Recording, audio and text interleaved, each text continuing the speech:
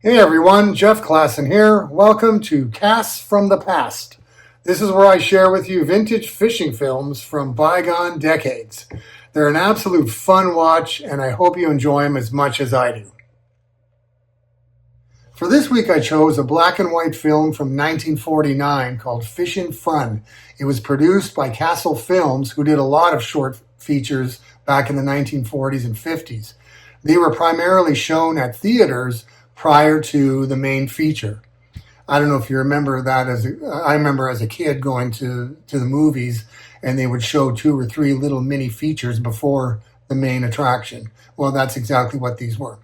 Anyway, it's a fun film. It covers a multitude of fishing, including striped bass from shore, tarpon fishing, and even marlin fishing. But the best part is the ending when the galaxy of lovelies go out fishing, and well, let's just say you'll have to see the ending to get it. Hope you enjoy the film.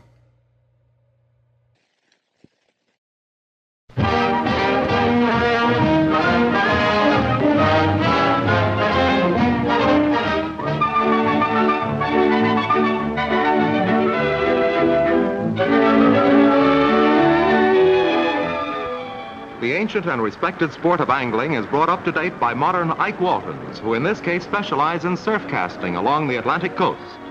This is no pastime for a weakling. It takes broad shoulders and a wealth of power to cast the bait out beyond the breakers. And they're after striped bass, those strong, fat fish that seldom travel more than a mile or two offshore. Stripers are made to order for these fishermen. Here's an up-to-date version of the outrigger. This gadget was invented for surf casters who develop sore arms and can't throw the lure out far enough. It consists of a captive baby blimp to which is attached a sort of parachute. From the parachute is hung the line and lure, taking it way out beyond the breakers, and as a matter of fact, further than a man could cast. Of course, you lose the sport of casting, but if it's just a striper you want for dinner, it's a good gag.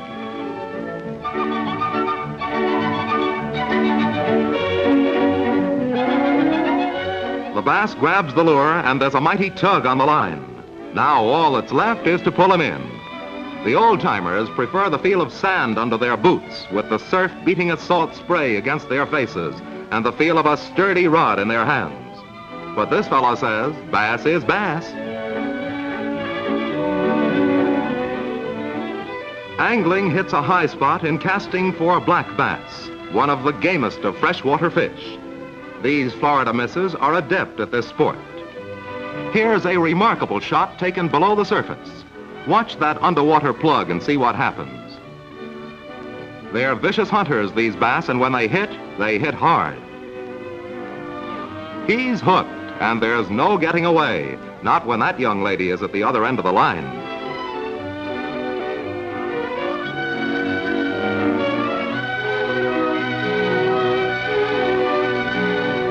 Everybody looks for the ideal trout stream, and those in the Rocky Mountain districts claim that they have the fightin'est rainbows in the country. They say the fish are firm and round and fully packed with the tastiest of meat, and that the proof is in the eating. Brook trout abound in many eastern streams, and there are plenty of takers, not only human, but canine too. Here's a terrier whose bark is worse than his bite. He's trying to scare the fish, but the young sportsman has it hooked and all ready for the frying pan.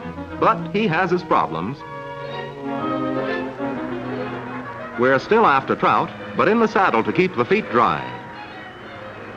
Labrador retrievers usually offer duck hunters, but this sturdy fellow is doing a bit of hunting on his own. Trout is his favorite fish. No line, no bait, just a keen eye and a fast catch. He's got one, a trout that won't get away. That's canine cunning for you. When the judge told the game wardens to keep hands off, 3,500 Georgians flocked to the drained Swainsboro Pond to have their wildest dream come true. There were no holds barred for these catch-as-catch-can fishermen.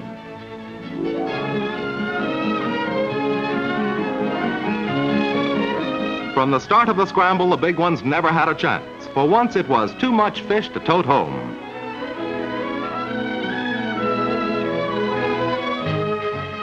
Some folks can't wait to get home, so there's a fish fry in Georgia, but good. Arkansas's White River is famous for its monster garfish.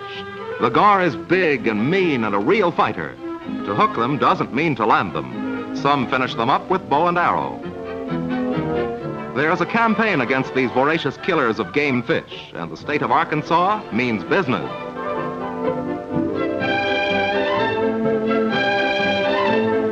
Some weigh more than 200 pounds, and a good close-up of this one's profile is enough to scare the daylights out of you. In many parts of the great Northwest, the silvery salmon reigns supreme as the fisherman's choice. During the spawning season, they literally fight their way upstream, ascending rapids and falls with incredible tenacity. When men go out in boats, it's for the big ones or nothing at all. These salmon have come into fresh water from the sea, and some form freshwater colonies where they grow fat and are prize catches. Once on the hook, they can be brought close to the boat, but then a net or a gaff is necessary to lift them clear of the water and into the boat.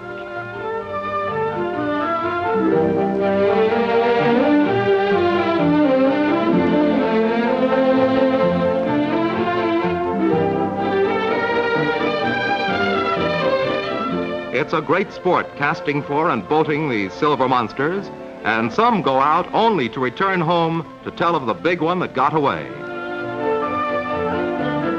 Others bring in proof of their ability to hook 'em, gaff 'em, and later, well, you know what. Off both the east and west coast of Florida, trolling for tarpon takes the spotlight. These denizens of the deep have very large, thick, silvery scales and present a thrilling picture as they break through the blue water in their struggle to rid themselves of the fisherman's hook. When they haul them in, if the tarpon isn't wanted for a trophy, well, they throw them back with the promise, "We'll be angling for you next year."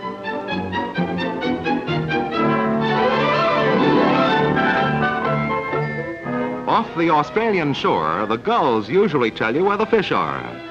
And when a woman goes after a huge marlin single-handed, that is a fish story for the records. This monster with its long snout is a match for any man or woman. Some weigh nearly 1,000 pounds and measure about 15 feet. When they're as big as that, they are usually harpooned. But for rod and reel fishing, this one is plenty big enough.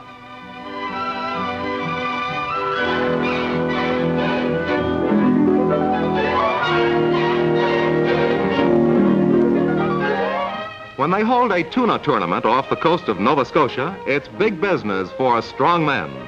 Here's a sport where you can, if you're lucky, hook a fish weighing over 800 pounds.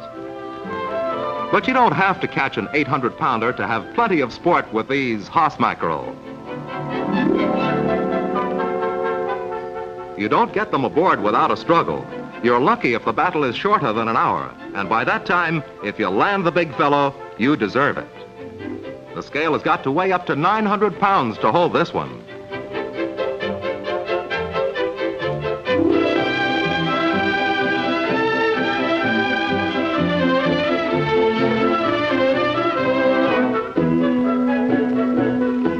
But when the commercial boats go out for tuna, the kind that winds up in a salad, they bring them in by the wholesale. These men all share in the profit from the catch, and it's hard, grueling work for muscles of steel. Out go the lines with feathered hooks that are barbless, and in comes a veritable shower of fish, their first step to the canning factory. When a galaxy of lovelies try their hand at the sport, plenty of bait goes overboard, but they land mighty few poor fish. Being ignored like that hurts the girl's ego, but when they do get a bite, some get crabby. But no matter where you cast a line, in streams, lakes, or into the sea, fishing is fun.